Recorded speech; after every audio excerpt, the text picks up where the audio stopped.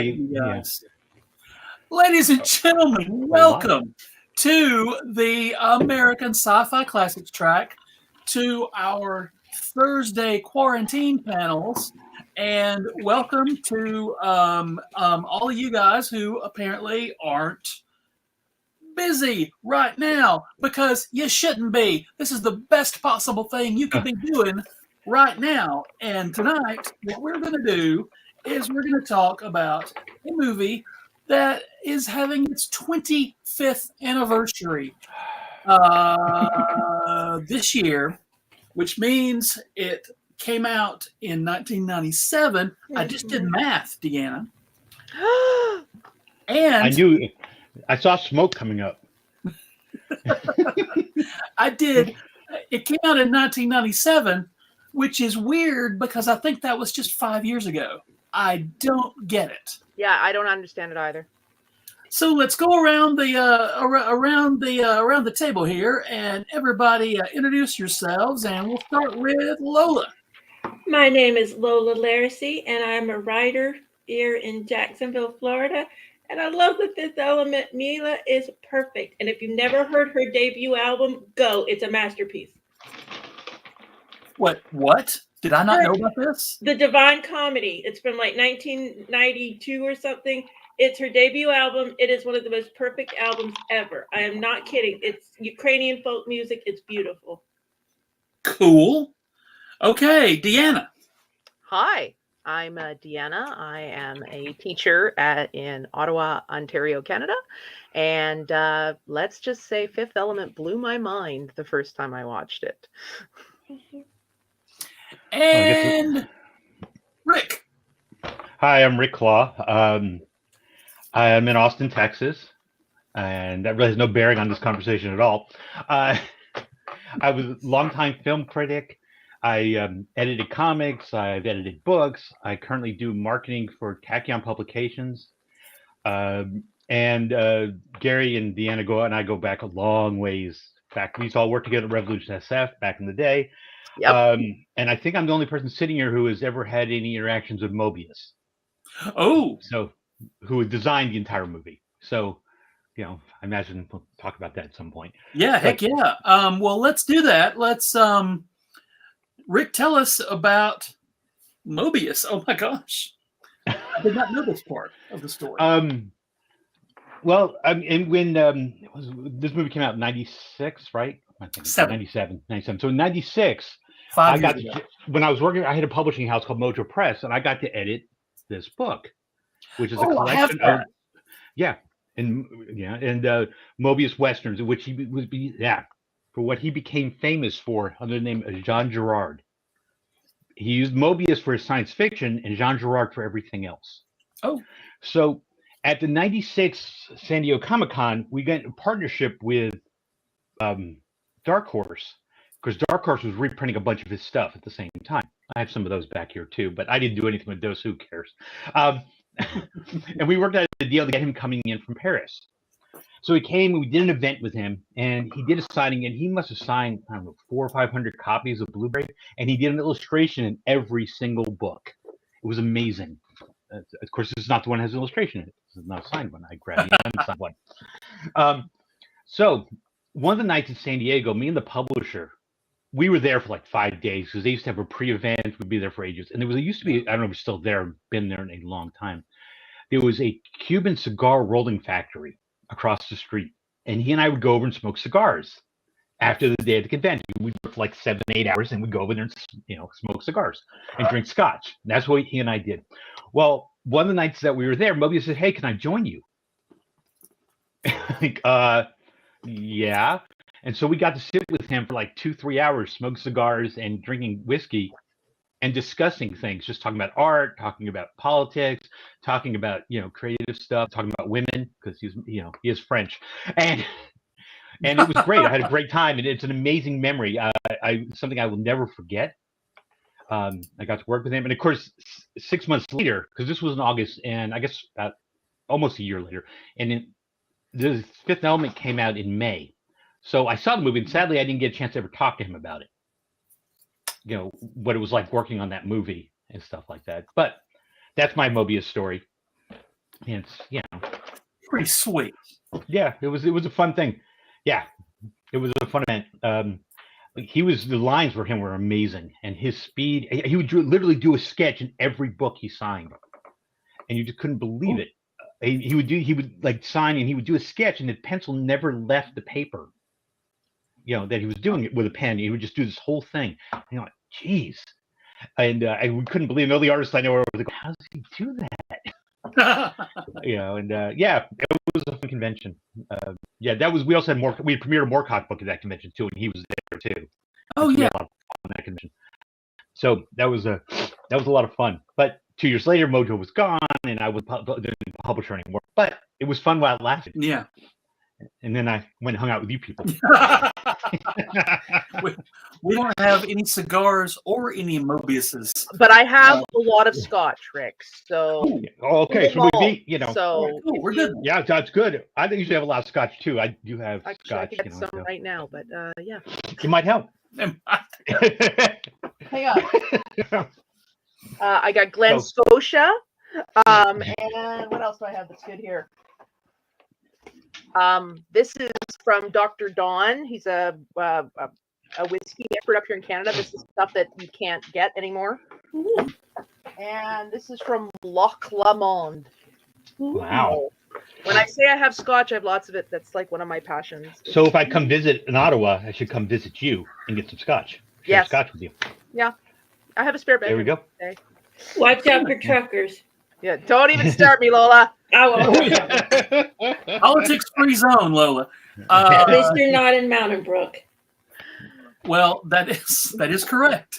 Lola, tell us about your experience with The Fifth Element. Oh my gosh, I love this movie so much. So, 90s was my heyday. I still think I'm there, and I still go back to it in my mind. I first saw, of course, Bruce Willis, I'm Die Hard, Moonlighting, all that stuff. And I had already known who Milla Jovovich was. I don't remember from what, but I also knew her debut album, which is awesome. Yeah. So wonderful. I love it so much. And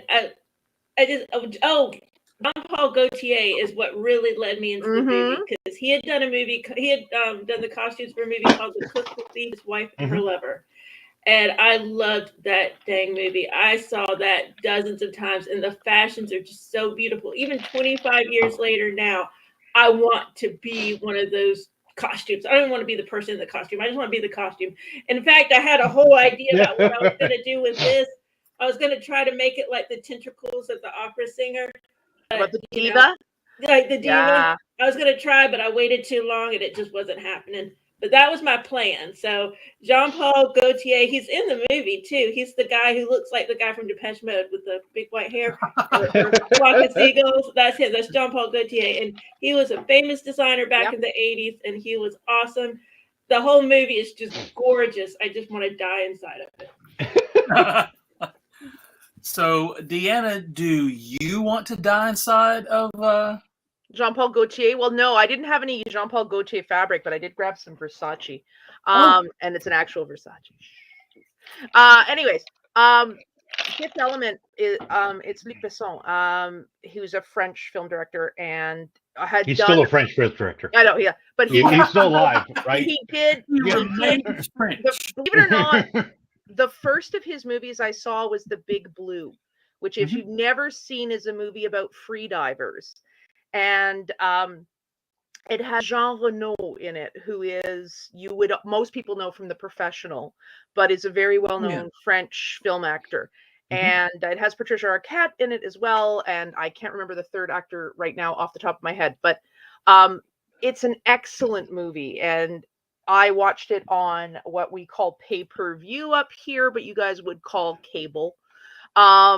Because cable means something different in Canada. To get a decent signal up here, you need cable.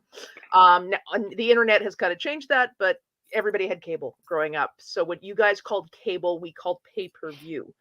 And so I watched it on pay-per-view as a preteen or teenager, and I watched it, and it blew my mind because it was such a different storytelling. And maybe I got exposed to it because of the French culture up here in Canada, because I watched it in French, right? Like I actually didn't no subtitles, no voiceovers. I actually watched the French version, and it was such an amazing movie. So when this came out, I was like, okay, I'm in. And the trailers, of course, showed more. But I don't think I saw it in the theater. I think I like many people, I saw it when I got rented it on video on a Friday night from the Blockbuster, the Video Hut, and brought it home, and it was different storytelling than what we were getting at the time. Very different. And so that's sort of, if you want to talk about my initial impressions, because the Sure. aliens were different. Like they weren't just bumps on the forehead, Star Trek looking at you. The diva rap, as they call it, was just right on point for the culture of the time, of where the culture was. Because if you don't believe me, kids, Gregorian chants were something for a hot minute there too at one point. So the culture was kind of drifting into what people called world music, but it's a little, not a great term, but that kind of fed right into that, with dance, and of course, Bruce Willis, but got to go for Chris Tucker with that performance, which was supposed to be Prince. Like, it was originally, he was trying to get Prince to do the movie. Yep. There's a great article from EW, which is the oral history of The Fifth Element, and that was one of the things that they confirmed. Luc Besson tried to get Prince and had Prince, but Prince ran on his own schedule. Mm-hmm. So, Sure. So Prince. we can't make a movie on that, right? We need you on Friday doesn't mean you roll in on Tuesday or you show up the previous Thursday. We need you on Friday. And so because of that, it came down to Chris Tucker and Jamie Foxx. And Jamie Foxx was too muscular apparently for what he wanted. So he went with Chris Tucker. And Chris Tucker was very young and very scared. Yeah. Of course, I living in Austin, and especially at that time, Austin's always been this big movie city. We get a lot of film here, and so me and my friends, we'd all seen Nikita, we'd all seen Leon in the theaters here. Oh, sure, yeah. So when he was doing a new movie, and so it's like, wow. And I worked in I used to run a science fiction bookstore here in Austin, and we got to do the sneaks for The Fifth Element. We were the ones handing out the passes for people to go see it. So I got to see it. It was one of the first sneaks I ever went to, actually. Before I started doing professionally, I wasn't reviewing at that point. And I remember going to see it. And of course, because I was friends with all these comic artists, and everybody knew who Moebius was. We could all recognize his artwork. So like Deanna, you're talking about the aliens. We're all like, well, we've all seen Moebius's artwork. Yeah. What the aliens look like, what he does. But we'd all seen Luc Besson. And it's funny because I like The Fifth Element a lot. I really do. But it is a very flawed movie. But it's its flaws that actually make it really charming. It's like when you look at a person that's got perfect features. They're not as pretty as a person who doesn't have perfect features. Yeah. The little flaws are what make it better. But yeah, it's a flawed movie. There are some real problems in that movie. Yeah. But you know what? I've watched it 100 times. I'll watch it every time it's on. Yeah. I'll be excited to watch it. And every time I go, wow, this is a problem. But hey, I don't care. I wonder if some of the flaws come from where this story comes from. Because according to Besson, this comes from a story that he wrote to basically distract himself from his childhood. Like, so when he was a kid, he didn't have television. His stepfather hated music and movies and all this kind of stuff. And so he wrote to distract himself. And this is the story he told himself. So if you think about those stories you tell yourself when you go to bed at night, I wonder if Besson is so attached, it might be attached to the work that he can't separate from it. The biggest problem with the story in it is it's a bad adaptation of this. Okay. This is probably the best science fiction graphic novel ever written. Okay. And it's beautiful. It's got Moebius illustrations throughout it. And it's almost the exact same plot as The Fifth Element. So when was the Incal published? Throughout the 70s, early 70s. Oh. And how old is Luc Besson by the time this movie is made? Oh, I'm not saying Luc Besson didn't write anything, but he didn't, but when they No. started working on it. Think about it. If Mhm. you are somebody who writes, when you start writing, what do Mhm. you write? You Right, don't right, write Richard. original stories. Oh, I know. He probably read it. I'm sure. Yeah. I'm sure he was a big fan of it. It was huge. It was one of the best selling, and in France, of course, it's a whole different thing than in North America with comics. The BD. Sure, Yeah, the BDs yeah. are. It's Yeah. similar to what Japan gets. Right. And Or again, at the time, it was similar to record albums actually over here. So like, oh my God, there's a new Moebius book. Let's all get in line and wait for it. And so it's a whole different mindset. And of course, it came out of Dune, with the making of Dune, Jodorowsky's Dune. That's exactly where this came from. Actually, he was working on Jodorowsky's Dune. Jodorowsky was working on Dune. Sorry, let me back that up. And Moebius was working with him. And when it fell apart, he took elements that he created originally in it and put it into the InCal. Okay. And so the InCal was heavily influenced by Dune, and so was the Fifth Element. There's parts of it that you're like, wow. But it doesn't mean that it's not a good movie. It's just you have to. You have to acknowledge the sources. The same way in which you acknowledge that Watchmen is based off the Carlton Comics characters, the same way in which that Lion King owes a lot to Simba the White Lion, and Hamlet. You have to acknowledge your references, right? And it's not the first movie that started in Egypt with an ancient tomb. No. Although I did have Luke Perry. I forgot about that. I was like, R.I.P. For like 2 minutes. I know, and he was so young, and I was like, oh my God. Was he known at that point, Luke Perry? I think so. Beverly Hills had just broken, but we can check. We can find out. Let's stop everything. I want to know about Luc Perry. Derail the conversation. Beverly Hills 90210 was the early 90s because I remember watching it. Okay, so he was already he was known. Okay. Yeah. I'm looking up at IMDb right now because that's what this thing is for. Exactly. I love IMDb. I don't know how he did this stuff, writing film criticism in the early 2000s and late 90s. I didn't know things. I didn't know a lot of things. And imagine starting to doing movie criticism and stuff and writing online as they were building IMDb. I know. What if there were 3 movies on it? We're like, man, I gotta. Kids were so old that we remember when IMDb actively let anybody add to it.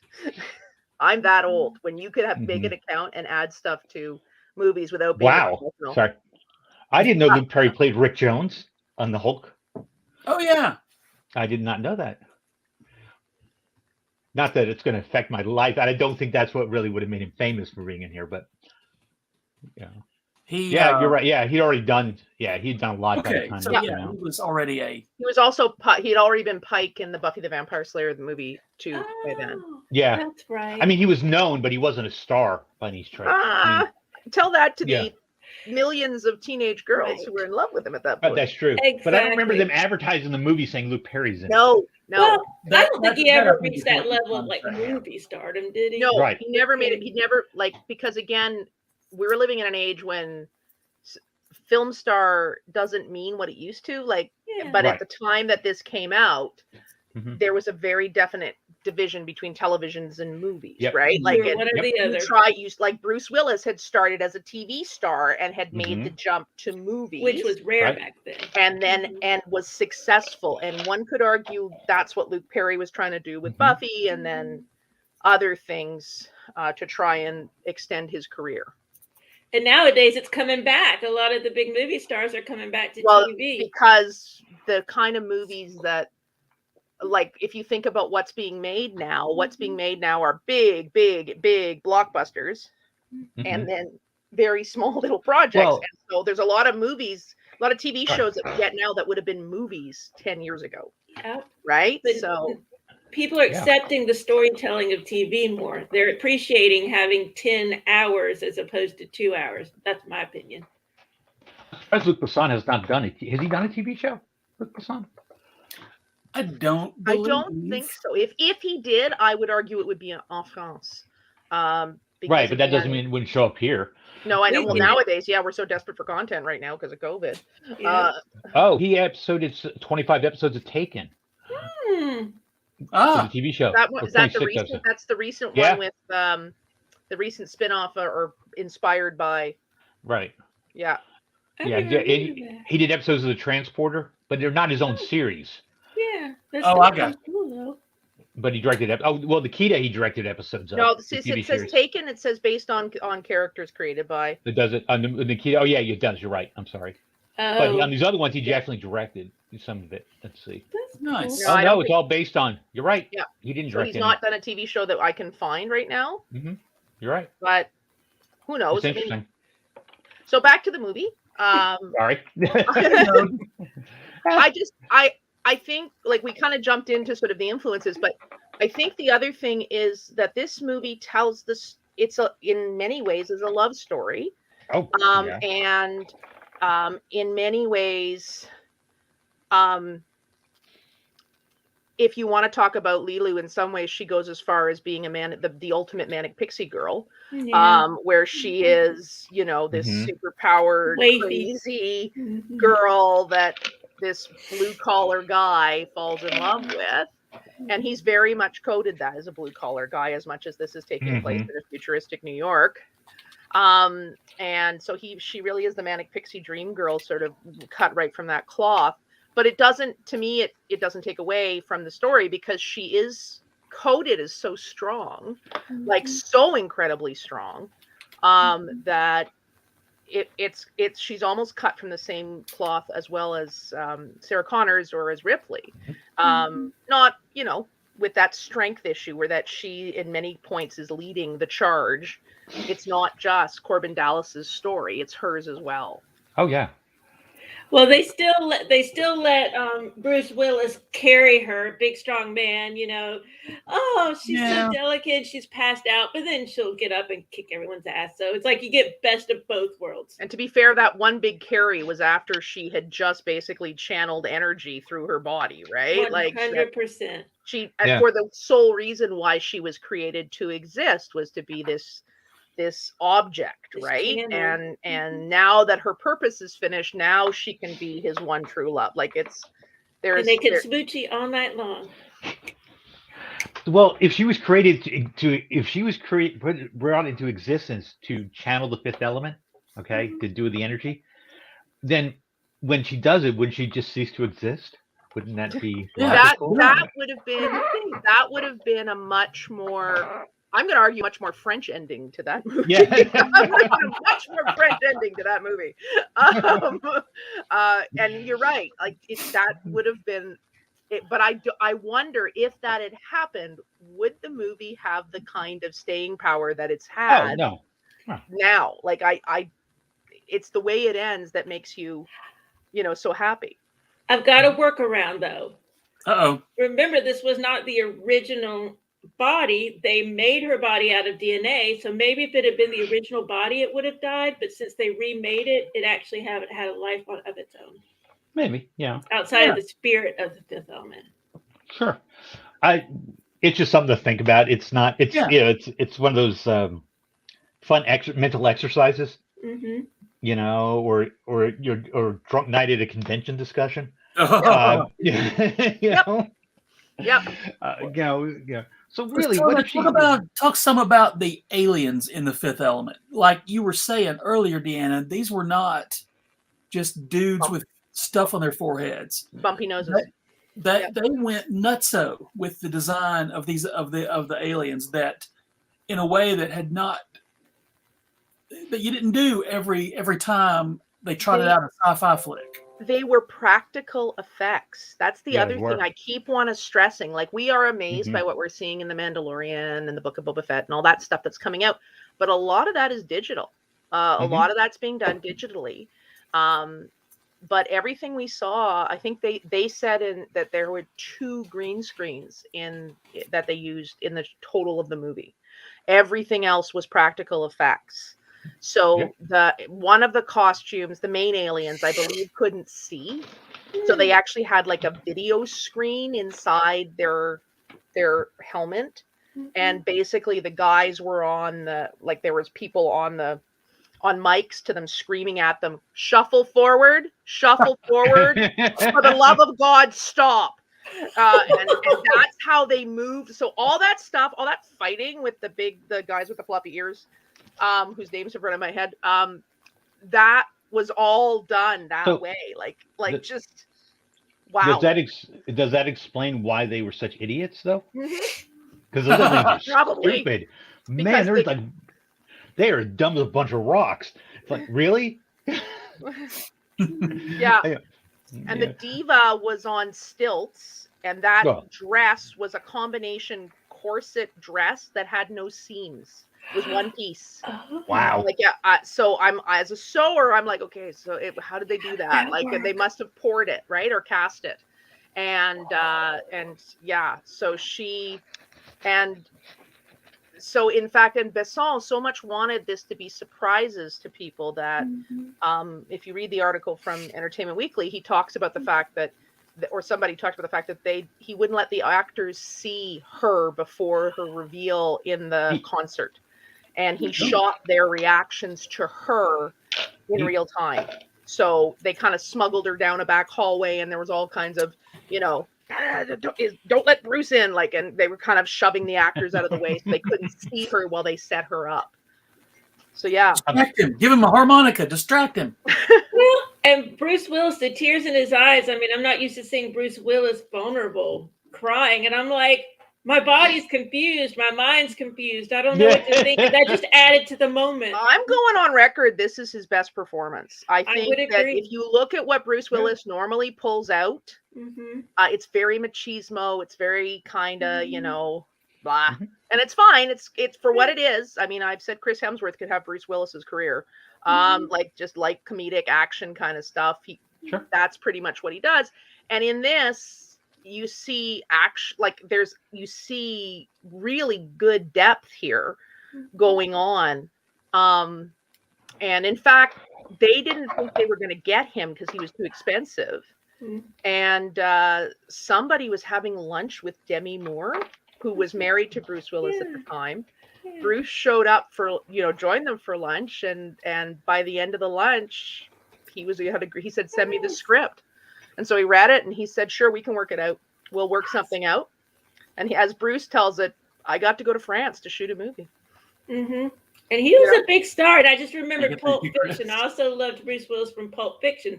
That's another machismo character, but there's a lot of humor there too. It's definitely different than what he normally does. Yeah. If it's not his best performance, it's certainly his most different performance. If somebody wants to throw some moonlighting episodes up and say, no, he was really good here. Sure. This, I think, was probably his most unique performances. He's one. Well, Bruce Willis is always one of those guys that you see him in a movie, you usually don't hate him in the movie. No. He's usually exactly what you expect him to be. And there's nothing wrong with that. Over the last couple of years, it's worn off. But that's happened. I just think Bruce Willis, and this is going to get me some hate, but I don't think Bruce Willis is doing a lot of acting. I think Bruce Willis is just being Bruce Willis. Yes, I agree. And that's why every performance feels the same. And I feel kind of in this one, there actually is some acting going on at certain points, and bravo, right? Like, thank you. So whatever Luc Besson did, good job. And the scenes with the diva are just perfect, I think.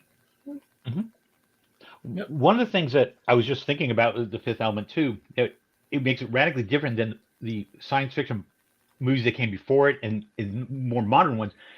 I don't remember there being any merchandising with The Fifth Element. You're right. Because there were no essentially toys. Flopped. Like, it didn't do. But even before. I'm saying you do that stuff before. You get all the stuff. You get all the toys in the shops and everything. All that stuff. And we would have had they done so. Diva Barbie doll. Yeah. I would have bought it. We would have seen the creatures. It would have been $100 at Kmart before. I don't remember there being any action figures. Nothing. And if you think about it, those aliens would have made really good action figures for kids to play with, right? Yeah. No T-shirts. Nothing. That And, could have been the production company. They may not have wanted to have anything to do with it, but just, It's Or, entirely possible. it's one of those, and I don't know anything about merchandising or anything. It could have been what back in the olden times. You didn't automatically do the full round of merchandising unless you were Steven Spielberg. Yeah. But it Unless was in it's Steven '97, so there should have been a video game. I mean, Yeah, like I'm at the like very like least. '97 was the big, like, come on, they had Yeah. a game for ET in the '80s. Raiders had. Well, I know well, the home I don't video know, game market using- nearly died, but Yeah, I don't know if I'd use ET as the example. Yeah, I know. You want to hold it up? maybe there? let's I not. found the Raiders worse. But yeah, I never played the ET. But the Raiders was horrible. You got stuck Yeah, in a they pit. You both could were. never get out. Okay, so I'm about to blow your mind. There was a Fifth Element video game. Yes. What? Where is it? What platform? Okay. Can you read the description? What did they have back then? Atari? No, Wow. Doesn't mean was, Nintendo in '97. Atari died. the player controlled CD-ROM. Ryu and Corbin fighting against the police and the Mangalores, as well as Zorg and his thugs. The game has 16 levels. Short clips from the film are played at the completion of certain levels. How long did that take to load in 1990? No, is it a game that came out in '97 though? 98. It wasn't a '98. So it's okay, close enough. Yeah. It wasn't like a nostalgia thing. It was Right. I mean, there's merchandise. We can get online now and buy a ton of Fifth Element Well, merchandise wasn't now. there a board? Isn't there a board game or coming or has just come out a Fifth Element board game? I'm That's thinking entirely I possible. remember Maybe, that yeah. from my board game groups. There's something coming. well. Okay, now here's something that we're gonna do. I will put this up in the show notes after, but I found a link. You can play the Fifth Element game for free on your browser. So I will put up a link to that if you Okay. want to give that a shot. When you're done with Wordle for the day. Yeah, Yeah. it came in. It was a PlayStation thing. Yeah. PlayStation PlayStation. 1. I didn't think they had PlayStation back then. Oh Man, gosh, yeah. yes, PlayStation's been around for a while. Okay. Yeah. But yeah, and speaking of that, there are Fifth Element action figures now. Right. But Because it's Yeah. a cult it's classic. nostalgia stuff. It's now Absolutely. they're actually very cool. Super 7, which puts out maybe the best, coolest action figures. They're the Star Wars size, and now they've got a line of Fifth Element guys. Oh And my God, you could have the Fifth Element guys fight the stormtroopers. It would be amazing. That Who would be would cool. lose? Let's be blunt on that. Yeah. Ooh. Ooh. it's Are tough. we talking about the aliens, the bad guys? quote, unquote? The Mangalores. They which would is lose. very The close to Mangalores. Mandalore, which is why I'm surprised I forgot it. Which is pretty funny, yeah. We haven't talked about Gary Oldman yet, and I Let's do that. think That we need to, Texas Oldman. because accent. dang, he's amazing in this movie. He is someone who always plays someone different. He never Mhm. plays himself. I don't know who he is. No, well, I have no Yeah. idea. that's acting. Yeah. that's what you're supposed. And when you hire Gary Oldman, that's what you get. You get somebody who disappears into a character, who comes up with a character, and delivers performances that are amazing. And when shooting this, he was shooting another movie at the same time. He kind Wow. of would come over and shoot a few scenes. And then Besson was producing that movie as well. The movie was actually one that Gary Oldman was directing. It was his first movie that he directed. And That sounds like a deal with the devil kind of thing. yeah, Okay, I I'm think going to be in this movie for you if you produce my movie that I yeah, want to I'm direct. wondering if that was the deal. If right? that's how you get Gary And Oldman, all power to Besson- them. Yeah, Besson talks about the fact that they would look at the dailies from both films in the evening. So they would Mhm. get together and go over the dailies for both films in the evening. So Talk about think- multitasking. I think Oldman also wrote that movie too. So I think he wrote and directed that movie. So yeah, but he's just he's so malevolent. He's so just slimy. Like it's not even like, I mean, in my head, I feel like that's what Elon Musk sounds like when I know he's from South Africa, but I just feel like he was a prophet telling us what Elon Musk was going to be like when he got Yeah. or Jeff Bezos, right? Like he's just yucky. You will die, you will die, you will die. That's exactly it. Wow. Yeah. Oldman did, I'm just looking at his filmography. He did Fifth Element, then Air Force One, then Lost in Space, He's done a Oh, lot. dang. Well, no, like 3 years in a row. So he was doing these, for him, kind of mindless parts that he was in these movies. He played, of course, Lost in Space is terrible, but that's a whole different discussion. Which I'm sure if we haven't had, we will. We will have it if we. Yeah. Yep. Yeah, that movie's really pretty bad. So I'm trying to see the movie he directed. What the movie was. I can find the name. Neil by Mouth, it looks like. Yes, Neil by Mouth. That's it. I don't remember It that. came out in one. '97. He wasn't in it. No, he wasn't. Oh. He was directing. He wrote and directed it. Okay. Ray, oh God, what's his name? Winstone. Thank you. Winston. He played Will Scarlet and Robin. That's where I know him from and where I love him from. And every time he shows up playing a bad guy, I'm like, no, bad. You're Will Scarlet. Stop it.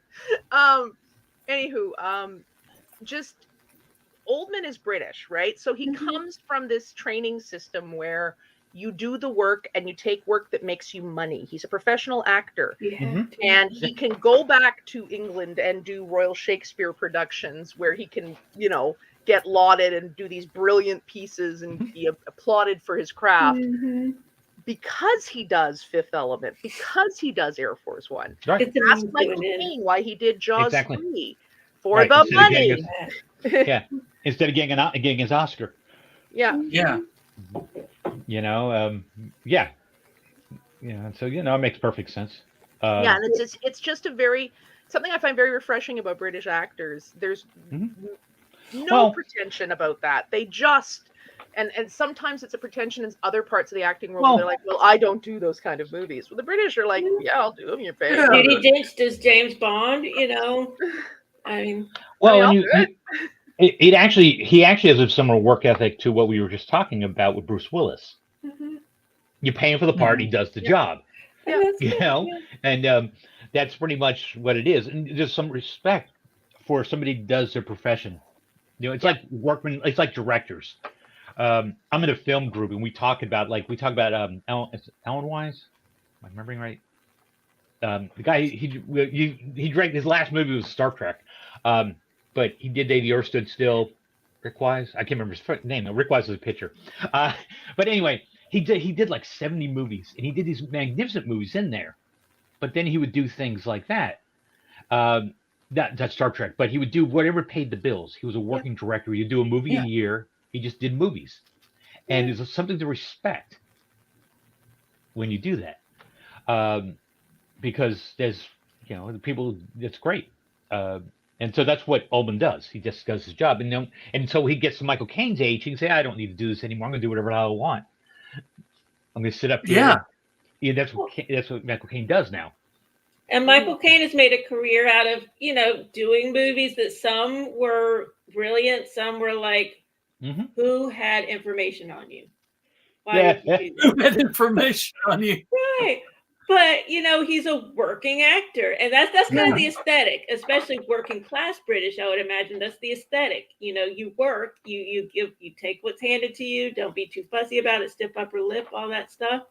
And there's a certain nobility in that without being actual nobility because they're working class. One thing Robert Wise is who I was thinking of. Okay, yeah, Robert. Okay. Well, what about, let's talk a little bit about, we haven't gotten around to Milla Jovovich yet. Yeah. So much.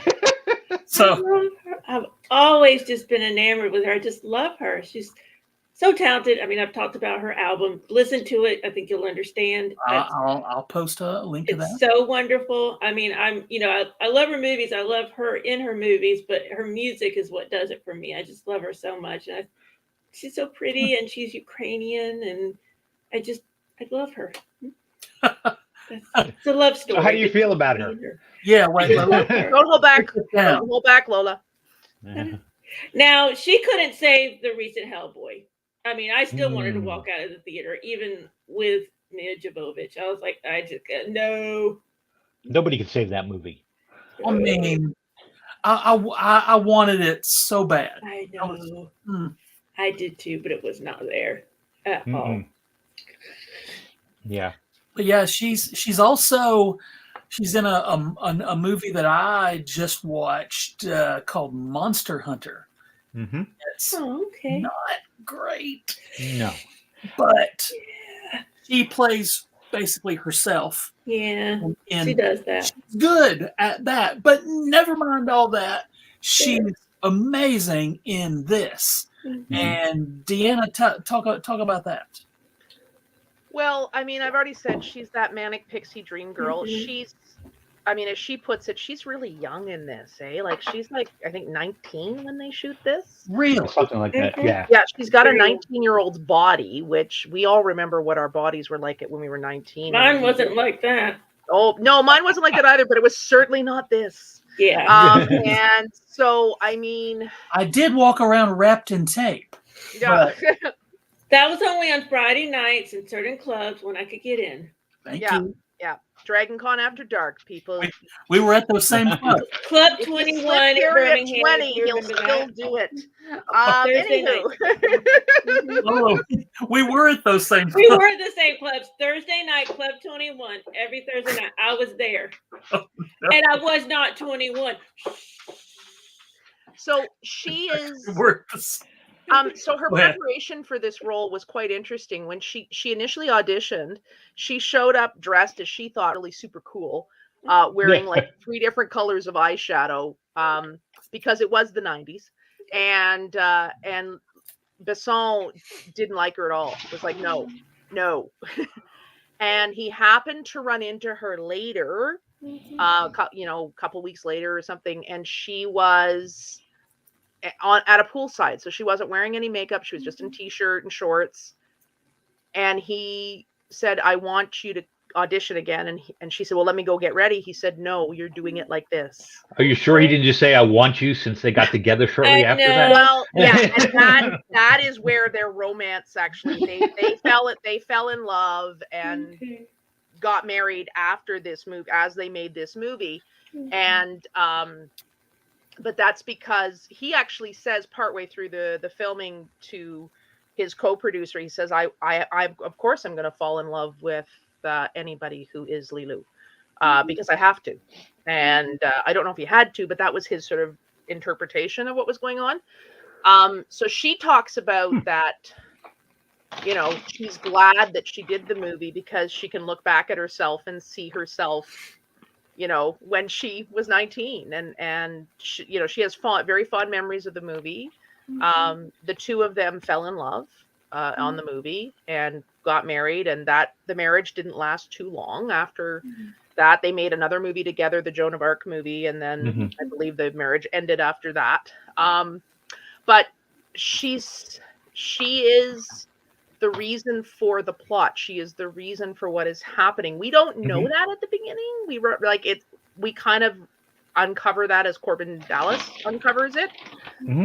And we just know she's special and she's weird. But she has, like, come on, how many of you have taken your driver's license or your passport and gone multipass? I mean, I think we've all done it, right? Like, if you watch the movie, you do that multipass. Yes, honey. That's how I got into Club 21. Yeah. Multi-pass, and they believed it. And again, with the costumes, by Galliano, like, just stunning, right? Like, just the bandages, she just really cool, and the aesthetic, the cyberpunk style aesthetic, the influenced by Blade Runner aesthetic, whatever you want to call it, of that movie. She was very cool for the late 90s when this came out, right? She was very cool. So yeah, it's a really good performance from her. Again, she's not somebody who, in my opinion, has that much depth to her acting. No. So, but apparently for this, she prepared by going to the zoo and looking at animals and trying to, like, so she did a lot of movement work with movement coaches to try and get the sort of oddness to Lilu. Almost like a spider. Yeah, that kind of stuff. And so the fight choreography she has to learn, like, so she said she spent a lot of time physically preparing for this movie. That's if you read the interviews with her about this. And she's really good at acting cold. She's good at that. So, well, the way she was dressed, she probably was cold. Maybe not acting. On Milla Jovovich's site, her own site, she talks about the toys, the action figures Okay. in the movie. Cool. N2 or NZ Toys planned on releasing the Fifth Element action figures in winter 2002. Just two pictures of it, but did not due to licensing problems. Oh. So that's it's on her site. Even then, those would have been action figures not coming out contemporary to the movie. Right. They would have been after the because this movie became a success once it hit home video. Right.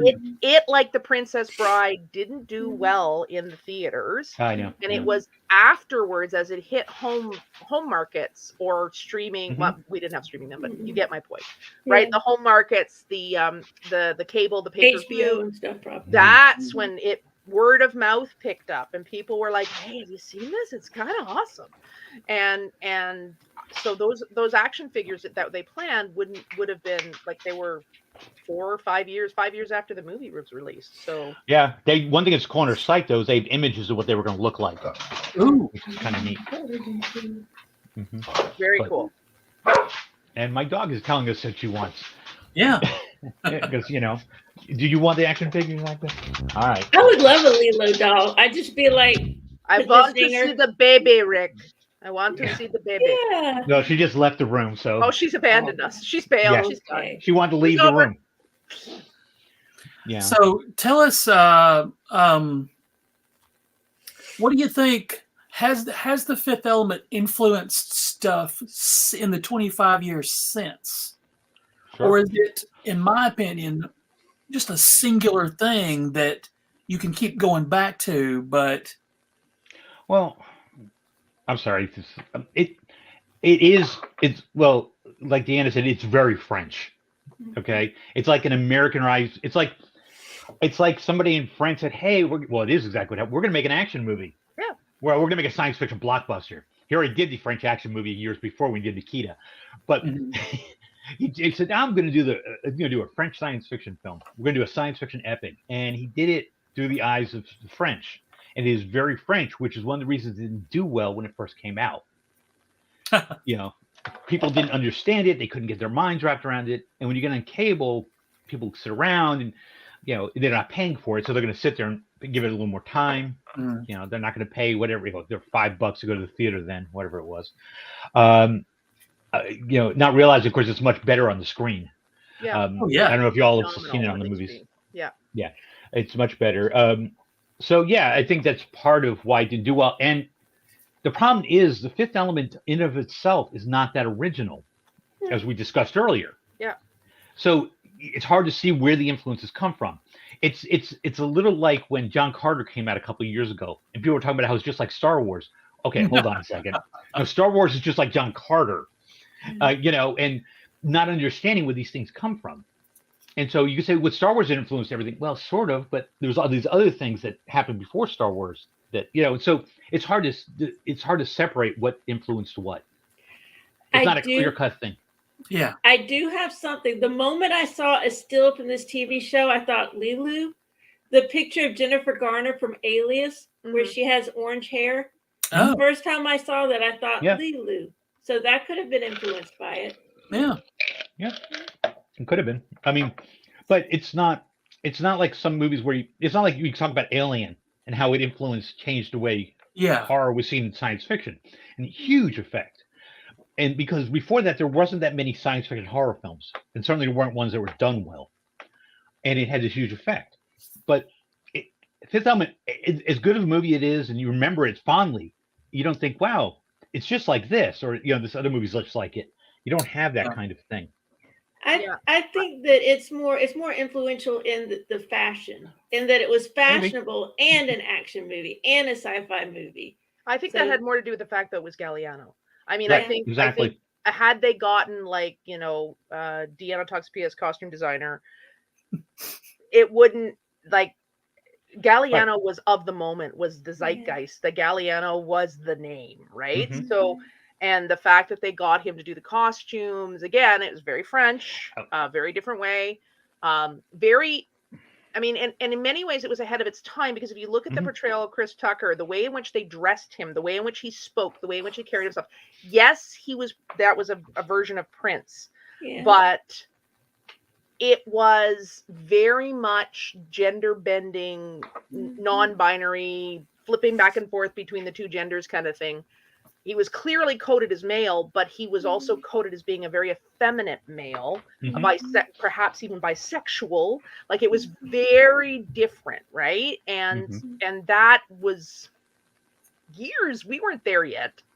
Not for him to be prepared, but not for him to be portrayed as positive, right? Like, he should have been a villain. At that time, somebody like that would have been coded as a villain or as a freak and somebody we don't respect. But even though he's kind of freaky, he does pull off hero in that movie. He's a comic relief, absolutely. But he also pulls off hero at certain points and is given his moment. I don't think it's as influential as Besson would like it to be. I think, like, Princess Bride, as much as I love that movie, also did not have much of an influence at the time because it came and went. Well, and it's the same issues. Home video is where it became famous. Same thing with Fifth Element. Princess Bride is the same issue with Fifth Element, where it's not like any of the concepts are original in Princess Bride. Everybody involved will tell you that. And the fact that it's not original is what makes it work so well. Princess Bride. Yeah. That's charming. We're playing with tropes, right? It's the tropes and they're all put together, right?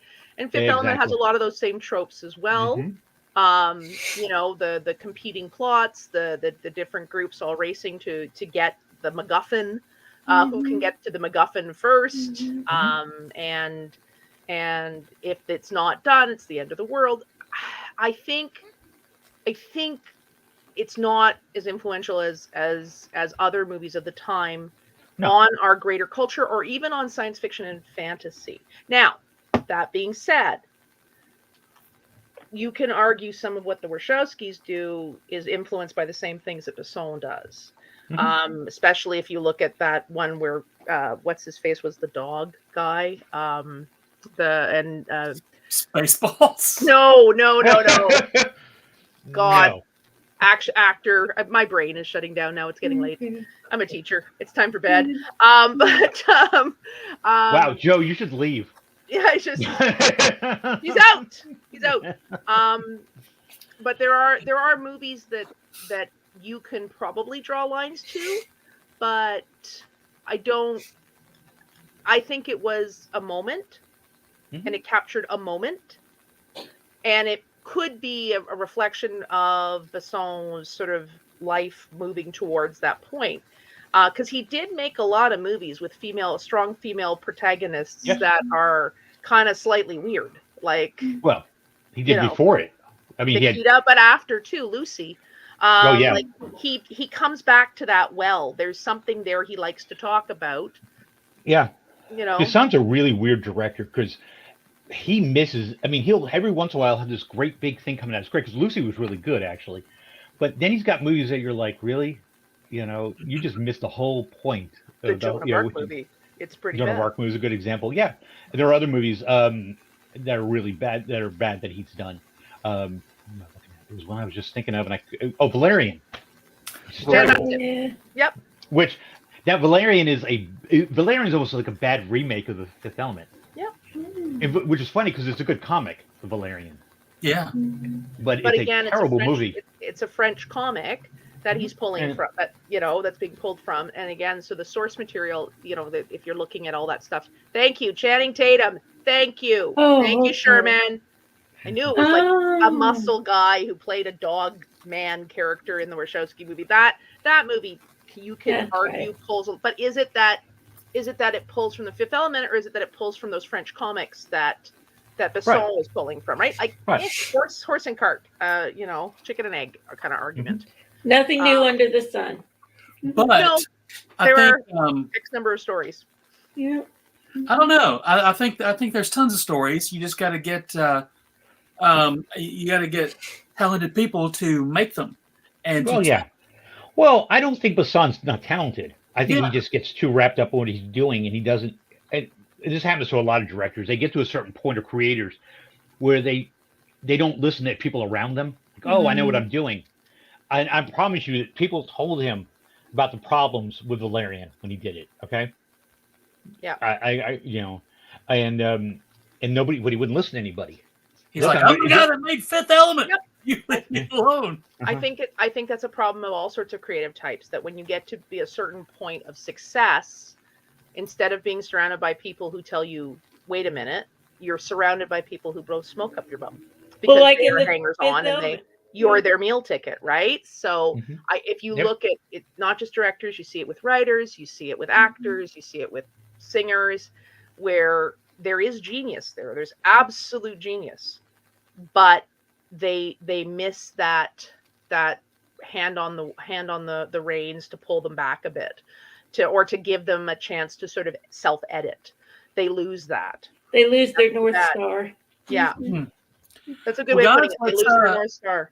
Let's do this. Let's tell everybody where, if you wish to be found, you can be found on the interwebs. Lola. I'm Lola Lariscy. You can find me on Facebook, Twitter, Instagram. I got a website, all that stuff. My Muggle name, some people know my Muggle name. You can figure that out too. It's not too hard. And Deanna. Well, if you really want to, you can follow me on Twitter, where I talk about teaching and math and assistive technology. But I do a lot of work on the RevSF Facebook page. So if you like memes, go there. There's lots of memes. Maybe I'll find some Fifth Element ones. Maybe I'll make some. Who knows? Yeah. And Rick. I'm on Twitter and on Instagram and on Facebook. And you can also find me. I have a blog that I do infrequently now at RevSF. You know, and I should probably do it more often, but I don't, because I'm like that. And that's where you'll find me. You know, usually expressing my opinions of things. Go ahead. And you can find all of us here every couple of weeks, maybe more often. Every Thursday night, we do these kind of things, and then we put them on the YouTubes so you can watch them later if you're not watching with us right now. So go to our Facebook page, facebook.com/group/American Sci-Fi Classics, and just search for American Sci-Fi Classics anywhere you have an interweb, and subscribe to us and all that stuff. And we will see you guys right back here in a couple of weeks for another panel where we talk about Chris Tucker's outfits. We talk about Gary, because Gary's not here, so we can say whatever we want about Dang it, we should have talked about Gary. Gary's going to wear pants. It's going to be great. Yeah, where is Gary, slacker? Exactly. Thank you. Guy.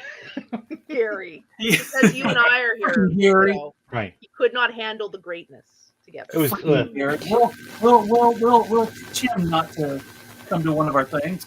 Yeah. So you guys, thank you very much. We will see you very soon. Rick, Lola, Deanna. We'll talk to you guys. Thanks y'all for coming. Bye. Classic Track guys, audience, everybody, be safe. We love you. We'll see you soon. Go home!